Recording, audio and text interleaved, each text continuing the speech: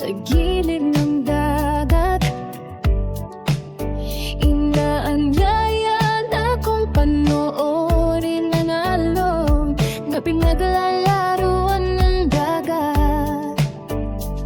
Naramdaman ko ang hihip ng malamig na hangin. Umupo ako sa buhanginan, sabay tanaw sa kalawakan. Tumayo ako dahil may papalapit sa aking lalaking gwapo. Inayos ko ang buhok at hindi ko baka sakaling makipagkilala. Nang malapit na inginitian ko, ngunit hindi ako pinansin. Tiningnan ko na lang ang sinusundan ko pagdaan niya sa tabi ko. Nagkakagusto ako sa kanyang itsura, parang artista ang kanyang itsura. Katangkaran ni Gona, bigla siyang parang siyaga. Nailobay na yata ako dahil itong puso ko ay kumakabog ng sobra. Hindi ko hahayaan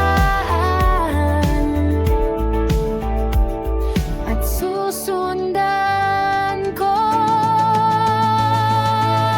Papangalan ay aking malaman, hindi ko sinayang ang oras at panahon ko at hibol ko.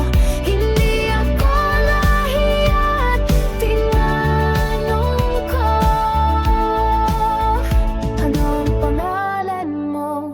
Nagulat ako dahil nagsalita ay ang hina ng boses ko. Sumagot siya, bakit anong sasabihin mo? Ako si Bading Garcis, tortuga sa buhay ko.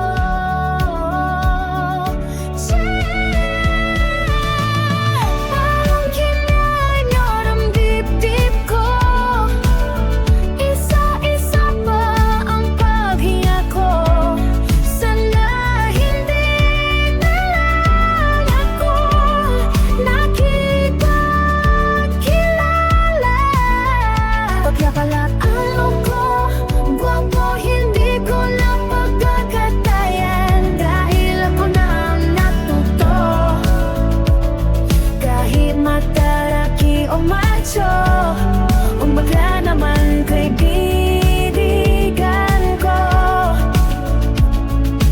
Kahit mataraki o macho, umaga naman na kaibigan ko. Kahit matalaki o macho, kung bakla naman kaibigan